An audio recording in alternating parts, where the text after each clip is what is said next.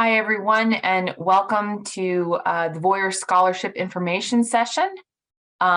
We are happy to sit here and talk to you today about the Chesky Scholarship for Public Service. It's a really great opportunity. But before we begin, I'll just introduce myself. My name is Melissa Vert. I'm the Fellowship and Grants Coordinator at the International Institute at U of M Ann Arbor, and I will hand it off to my colleague. Okay, so my name is Kristen Canavan. I am the Education Abroad Coordinator at the Flint campus. So I advise all students on amazing national government scholarship opportunities like the Voyager Scholarship. So let's get started, jump right in. All right. So the scholarship started last year. This is now the second application cycle, and it was started by President Obama and the CEO of Airbnb. And what they did is they came together and they said, how can we help college students who have these financial burdens to A, complete their bachelor's degree, B, set them up for success for a career in the public service sector, and C, support them financially in meaningful travel experiences. So the scholarship provides financial aid up to $50,000 for junior and senior year of undergraduate studies. Then on top of that, there's also $10,000 for each awardee for a self-designed summer voyage to take place in 2024. We're going to talk about the summer voyage and what that entails and what that could look like later on. In addition, you then would be receiving, if chosen, a 10-year travel stipend. So for 10 years after graduation, you can receive up to $2,000 per year as a travel stipend to encourage your continuation of networking and making meaningful relationships in your public sector service career path. Each year, there's a fall summit that is taking place, and all awardees from each cohort attend the summit. And this is where they're networking, they're meeting with mentors and other scholarship recipients. And then lastly, there's a huge network that comes along with the Voyager Scholarship, of course, using the networks of the Obama Foundation, and also you can assume most likely some networks coming from Airbnb. So the summer voyage can be international or domestic. Your junior year can also be international or domestic. What do we mean by that? Why are we bringing that up? So if your summer voyage is international or domestic, the amount of funding is the same amount, okay, $10,000. But all summer voyages are also eligible for up to $4,200 in Airbnb credit to support housing. So imagine you have a budget of $14,000 to perform some kind of international or domestic experience that will help inform your career path. On top of that, if you already have plans to study abroad for your junior year, whether it's a semester academic year, that does not make you ineligible for the Voyager Scholarship. But it's important to know that, one, it will not count as your summer voyage, and B, there are some stipulations about what that study abroad program can be. So you see on the screen here, it has to be a credit-bearing program. It has to be through your university, right? And then lastly, the Obama Foundation would eventually approve your participation in your study abroad program if you're accepted. So do not think that if you're studying abroad your junior year, that you're now ineligible. Absolutely not. That's something that you can absolutely include in your application. So who's eligible? Well, you have to be a full-time student for the next academic year. That's number one. Number two, and this is somewhat flexible, you have to be a junior status starting in fall 2022. There's a little bit of flexibility on this, but in terms of a freshman applying now, the flexibility range is not that wide. They're really looking at juniors and potentially seniors as well to apply for this. Have to have a GPA of 3.0 or higher. You have to show that you have extracurriculars or a commitment to public service. This can be involvement on campus, Maybe you volunteer, maybe you're engaged in your community or have been for many years. Those are definitely things to bring up in your application. You will have to be planning to pursue a career in public service within the United States after graduation. I'm going to talk about more about what that means, because it may or may not be exactly what you have in mind of what public service within the US means. This opportunity is open to not just US citizens, but LPRs or DACA individuals. However, if you are an F1 student or a J1 student, you're not eligible for this opportunity. I'm so very sorry. And also, this is not eligible for people who are already in graduate school. So this is really, a defined audience of juniors and seniors, right? So sophomores who will be a junior, current juniors, right? And even on the tail end of ending junior year, going into senior year. So a career in public service, you may be thinking that this means immediately, working for the State Department or becoming a foreign service officer or working in politics. And that's absolutely not what it means in this context. It's really about what role can you have to solve a societal problem in the United States, and whether that conduit is private sector or the nonprofit sector, higher ed, healthcare, local government, state government, federal government, that is acceptable. So it's a really broad definition of public service. What is important here is the impact that your career would have on a societal issue in the United States. So here are some examples of how you can kind of creatively think about what this public service and societal impact career trajectory can look like. So let's say you are, a sociology major and you really love to conduct field work and research and tapping into methodologies. And you want to use that in order to improve mental health care access in rural communities in the United States. That would definitely count as a career in public service. Or let's say you're more in the STEM category, like software engineering or in medicine, and you want to use either, AI or data analytics to talk about a larger societal problem. So for instance, food insecurity, right? You don't automatically think that computer science and food insecurity go together, but they absolutely can. Or this is also an opportunity that's great for people who are looking into going into social work or education and want to do things such as, using pedagogical methods to advocate for the integration and education of migrants. You have a set societal problem and a set community that you want to serve as an educator or as a social worker.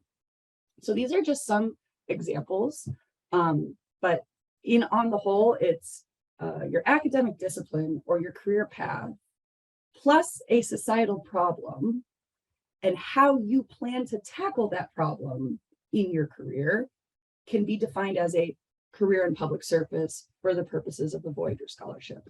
It's just important that you know how to articulate that, and we're going to talk about that later on. So I have on the slide here just examples of last year's recipients of the Voyager Scholarship in the cohort, and I want you to just take a minute and read over this. And I wanted to point out also that this opportunity is truly for anyone and everyone, regardless of where they study, where they come from, their background, the resources they have or do not have.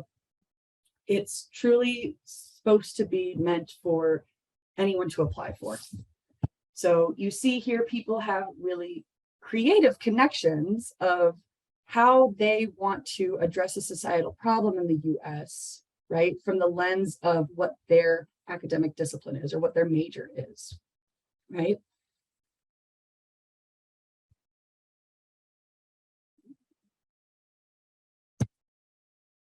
So when you're thinking about what is your public service path and how can you make this fit into what you are genuinely passionate about and interested in. You know, just do some research, you know, start from zero, Google some, you know, keywords of areas that interest you. Learn about, maybe there's some societal issues you think about, you hear about on the news. Try to see what people are doing about it right now. What organizations are working on that or are not working on that. What government initiatives do exist or don't exist? What is the gap that you want to try to fill, right? Familiarize yourself with that field and then hone in and find your niche to see where does the gap exist and how can I fill that gap.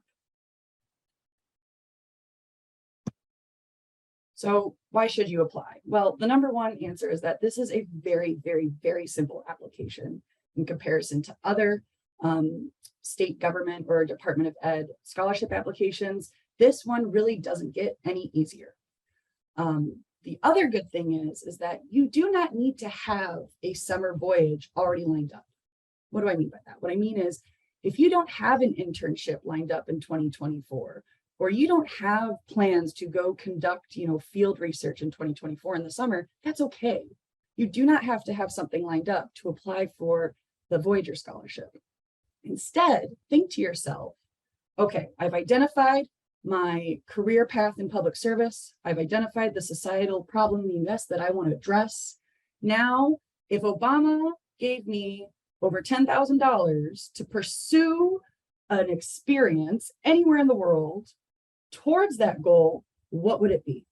And where would it be? And why would it be there?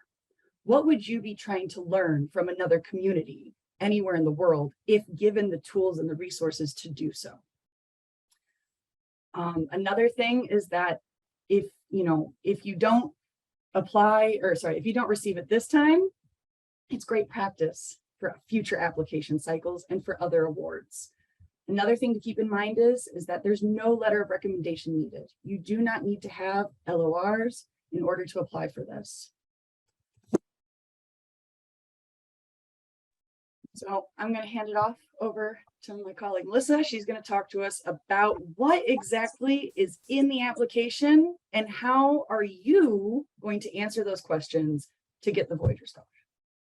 Thanks so much, Kristen. So I'm super pumped to be able to talk about this application for you. Everything Kristen says is absolutely true.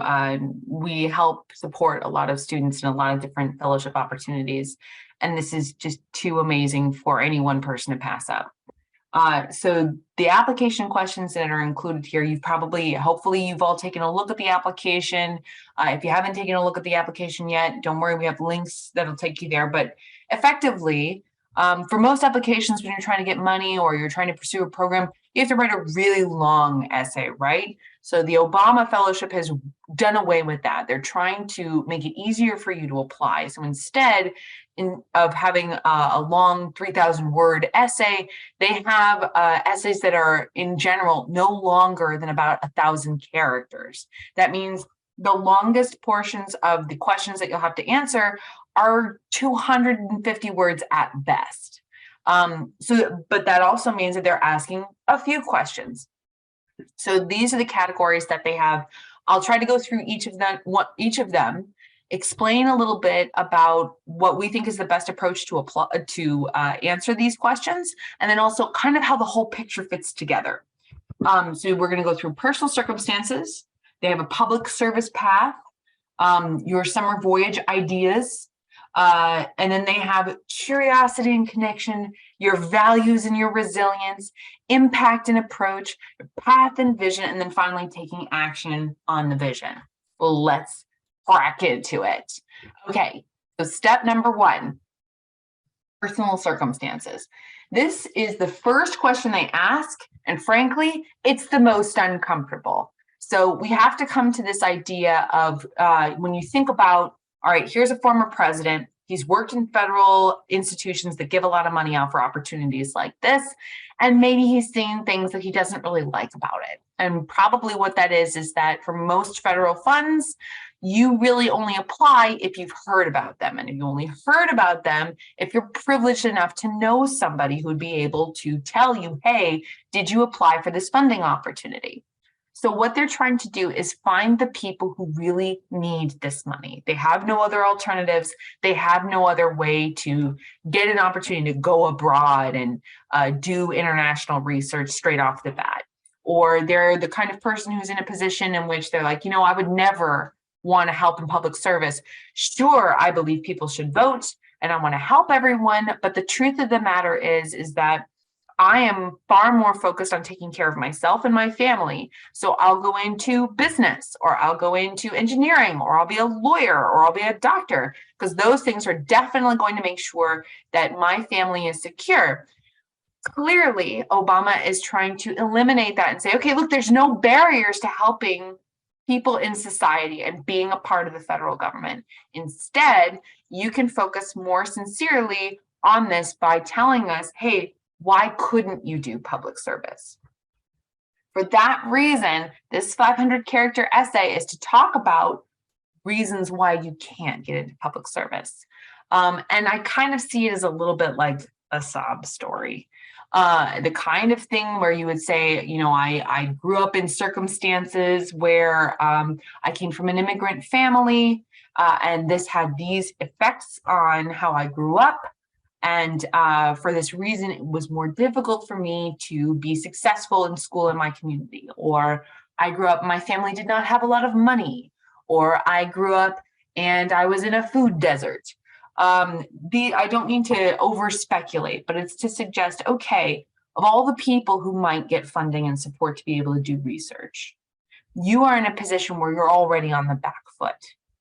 And it's one of those things that I also believe, as you are applying for funding, this is really the moment where you can ask yourself, okay, I'm going to be expected as I'm going through and networking on this program to share things that may be very personal to me, things that may have affected my success level.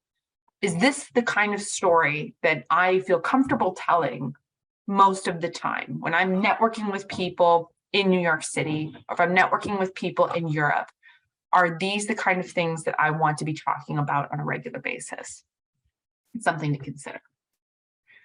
So your second one, thank you very much.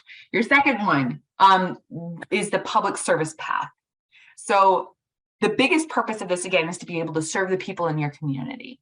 So you're trying to explain, again, to the people reading these applications, what issue do you want to serve in? Two of the successful applications from the University of Michigan last year, one of them was focused on English language acquisition in a community of immigrants, and one of them was focused on mental health support for an immigrant diaspora that doesn't normally seek out mental health support. That's the kind of thing that they're looking for. So you can sit back, if you sit back and you think to yourself, man, it would be really great if I think food deserts is a great one. There's no resources near us that would provide a lot of fresh vegetables. And I'd like to think about how to increase the path to making sure that there are no food deserts in America. And this is how I'm doing it. This is where you would start by explaining this is the issue that you want to talk about. Good.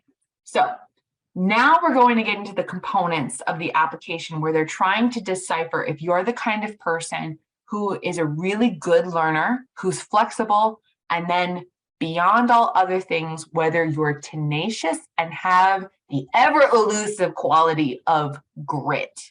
Everybody who's giving out money wants to make sure you're the kind of person who doesn't quit, but you're also the kind of person who can be flexible and learn as you go. This is the learn as you go question. So you're going to be thinking about to yourself, hey, I had a really set idea. I thought that the only way that anyone could ever make, making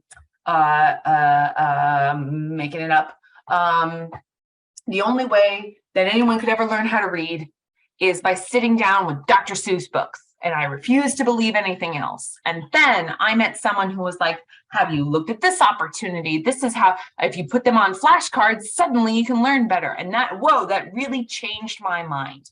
You want the curiosity and connection component, that perspective change, somehow also be tied in with all of your other answers. The more that you can do this, the more holistic your whole application is going to be. But this is one of those places in which you don't want to turn to like, I thought this food was gross and now I don't think it's gross anymore. Instead, you're going to want to think about something that really did change how you looked at the issue you're particularly focused on. That's the best way to approach this. Values and resilience. This is where that grit component comes in. So this, what the Obama administration and everybody else who wants to give away money wants to know is, how are you going to handle something that doesn't go your way? Because it's inevitable. As you go on in life, especially if you're a junior, you're approximately 20 years old, there's a lot of life left to live. Not all of it's going to be rosy. So when the bad times happen, how are you going to respond to that? This is an opportunity for you to talk about something that had a setback, not just the hurdles you had to overcome to get to the university, but something that really it didn't sit with you right. A bad grade is something that's a good place to start thinking about, or I didn't get the job that I thought I was going to get. And what you want to do is not necessarily turn it into what my negative was suddenly became my strength, but rather how you found an alternate route to something that was equally successful. If you can play it off that way, you're going to be able to get through this essay. It's going to be really successful. Now we're getting into the component about what your actual project is. So again, this is a lot of money. Everybody should apply for it because everybody's got a dream. If you're here in college, you have a goal in mind, there's something that you care about that you want to work towards. This is the place in which you're going to have to share, probably a lot quicker than most people are as adults, how you're getting from the starting point and you're going to put a project into action.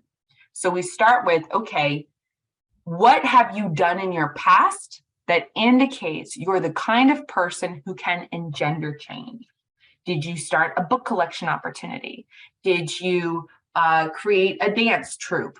All that kind of things. It doesn't have to be grand, but it has to be something that you were like, you know what, I want to make a difference and I'm going to put things into action and make it happen. So again, you don't have to think of something grand, but you're going to take us to a place where there was an absence of leadership and a project that needed to be done. You stepped in and you delivered, and that's now what makes you want to serve the public. So that was your past. Now we're moving on to now. What do you want to do now? It would be nice if that previous experience fed into what your path and vision are going to be for the future. Again, if you go back and you look, it's great examples if you go and look through all of the people who received the Obama funding last year, but it could be as much as getting out the vote. It could be helping educate others. It could be cybersecurity. It could be immigrant policy. It could be climate change. There's anything. The sky is the limit. So you have a lot of different opportunities to suggest a problem you'd like to solve and how you're going to make it get to that position. Again, this is 1,000 characters. That's about 250 words. It's not long. All you have to do is try to think about something solid, though, and tangible, and how you're going to get to the answer. Okay, next one.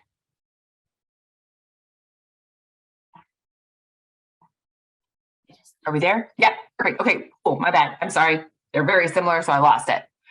So taking action on your vision. So now you've got this idea, the project that you need to complete, and now we're going to give it, and this is I think this part is like, when you really have it solid down, this is the easy part. Okay, here's how we're going to go, and it's going to be very similar to everybody else. This is step number 1. First, you're going to assemble your team. Step number 2, then you're going to take this step. Then this step's going to happen. Then you're going to have a review process, and you're going to go through it all over again. What were the places that you failed? What do you need to improve? So what you're going to be showing is something that a lot of people who are working in project work are already very familiar with. You have to start with a vision. You're going to put certain plays into action. You're going to put into action, and then you're going to evaluate. Okay, did it go right? Did that work? If it didn't work, how are we going to fix it for the next time? And what you think the 5-year process of this project is going to be. So just, again, for your awareness, when people work in projects, normally the whole process is going to take about 4 years at minimum. You have to dream the project, you have to get everything ready, then you have to start the project. The project goes through for like about 1 year. Then you come back and say, okay, did it work? Did it not work? What do we need to change? That whole process takes about 5 years, 4 to 5 years. So when we're getting to success, you're probably now in a position where you're going to say, okay, here's the components that worked well. Here's the components that need improvement. And here are the things that I'm going to need to do if I want to take this project to the next level. And that's how, and of course, to do that, it's not something anybody can do by themselves. So that's why you have to collaborate with others. Again, you only get 250 words to say this kind of stuff. So it's great to try and start big and just dump your head out and then hone everything and crush it into about 200 words. I know, it's intense. So one of the last questions I think also is the summer voyage question, which is, okay, you've got this plan, we're going to solve the planet now, everything's going to be fine. What are you going to do this summer? So this is going to be kind of a fact-finding mission, if you can think about it. You're going to go learn from others about the subject that you're particularly passionate about, and make sure that all of your ideas about how to change things are rooted in reality. So maybe you're thinking, I know, food deserts. Everybody should have their own farm, and that's going to eliminate food deserts. Well, maybe on your summer voyage experience, you're going to go and meet people who are farmers, and they're going to sit you down and be all like, listen, not everybody can sit down and just, grow a garden. It's a lot harder than that. So it's important to note that any programs that you're looking at that are going to help build your commitment to this project that you're creating, you are intending to learn from them. There's a lot you're going to get from them, so that then you can experience many different things that you need to do for your project and build a stronger project from there. By addressing that in that essay and saying, hey, I'm going to learn from them, that's showcasing your flexibility and adaptability and tenacity. Isn't that interesting? Next one. Okay, so we've covered kind of all the components. First part is what is going to make you great. So that is, you have personal circumstances that we all know were tough. Again, something to consider when you're starting this application in the beginning. These personal circumstances are the root of what make you you. They're the reason that you are curious and you have connection. They showcase your values and your resilience, and they're leading to this desire to be involved in public service. So now we were talking about you. The next step is you're going to take all those things about you and help explain what your master plan is to use all this money. So this is, why are you great? Why do you deserve money? And then what are you going to do with all of this money? We start with that impact and approach. So we're thinking about, what did you already do that makes you a person who's of worth? What's your path and vision where you're going to take this money and invest it and make a problem and help solve a problem? And then how is that plan going to work? And knowing that this is all going to kind of feed into a loop. So even though STAR is taking action on your vision, that's the whole thing that's going to sell your application. You got an idea and you're going to put it into play. That's how the rest of these components of the application kind of fit together. And so as you write this application, you're going to try to make all of these things harmonize. You are a person of worth who had a tough beginning. Now, with this money, you're able to cross that bridge, and all the things that make you you showcase how you can really address this particular issue that you're concerned about and how it's going to feed into your success. And the last component is, okay, how is this summer voyage going to be conducive to the master plan? What's going to get you from your path and vision to be even more prepared as you take action on the vision? I know it's short stuff, All of these essays are short, but they effectively make one big essay that is driving home the point. Make sure that if you're going to apply for this, which again, I believe everybody should, that you save the answers to these questions. The way this application is written, it is basically feeding you answers onto how to apply for any funding. It's worth saving everything that you make because it's going to be useful to you in the future. Maybe next year, maybe 3 years from now, but it'll help out. So again, as you've seen, these are relatively short essays. So as you're writing these applications, here's something to think about. First of all, if nothing else, answer the question. You don't have to get flowery. You don't have to get fancy. You don't have to make a funny quip at the beginning. First things first, answer the question succinctly and be specific. We're going to be really quick. It's not going to be like, I can't wait to help people in my community. You're going to say something like, there is a lack of libraries in my community. I want to make free literature available to everybody in my community. As we mentioned before, these are all complementary essays. So you don't want to restate everything, but they are going to be related. You want it to be a good story. And you want to use these opportunities for people to remember you. So like I said, you want to be specific and answer the question. But you also want to think of some good bang beginning sentences. I've said this multiple times. I'll say it again. One of my favorite novels, the very first line was, I was stealing salt shakers again. It's a crazy line. It made me immediately interested. I've got to know what the heck is going on. Why are we stealing salt shakers? If you have the capacity to throw in a line that just grabs people's attention, it's how they can separate you out from all the other applications, and it's going to make it easier to remember you. Now, the video. So again, a lot nicer that you don't have to write a gigantic essay, right? Super great. Instead, they want you to have a video. This is going to do a couple things for them. Number one, it's going to help them identify whether or not you're the kind of person who can be a public speaker and share your information, because that's kind of their objective. They want to be able to be like, oh, look at these great Obama Voyager recipients. And why don't you tell everybody about your experience, Sally? And then Sally gets to step up and be like, oh, let me tell you about my background in my life and how I'm going to solve this project. So they do want somebody who can kind of showcase that information succinctly and expressively. They do say you don't have to have anything fancy about your video. That's true. But you do want to make sure that you plan how you're going to deliver this. That's immediately going to elevate you beyond people who are applying, who are just like, I know, I'll just do this off the cuff. So you want to have your plan. You want to make sure that you have a bit of a hook, an intro, an analysis, and a conclusion that connects everything. So it isn't an essay, but it kind of sort of is. Give yourself some bullet points to make sure that you answer all the questions that they ask, which is, what's going to make you hopeful about the future?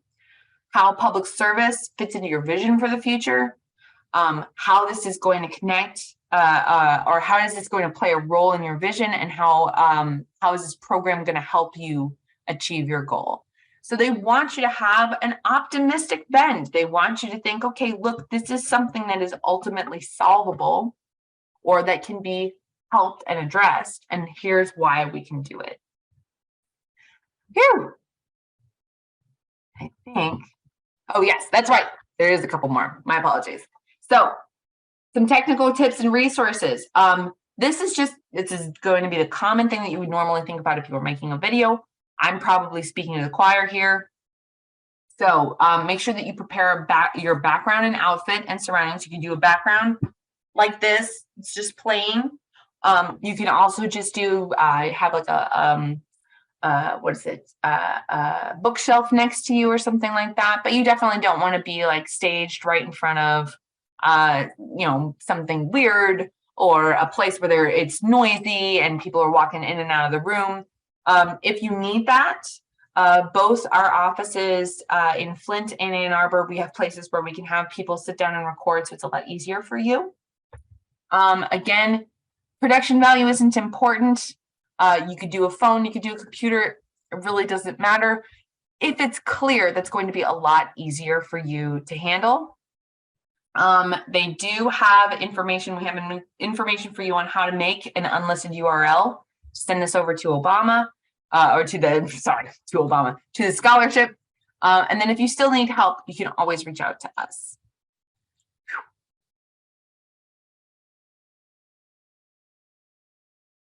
Oh, you're muted. Sorry about that. So now we're just going to be wrapping things up. We got the bulk of the information, but then there are a few final things in the application, but they're very, very easy. So you will have to give a transcript of grades. An official transcript is preferred. A grade report is not accepted. You do have to, have your name, your grades, credit hours, and all that jazz. Then you also need to submit the most recent 1040 form, pages 1 and 2 only. So if you are claimed as a dependent, this would be your parents' 1040.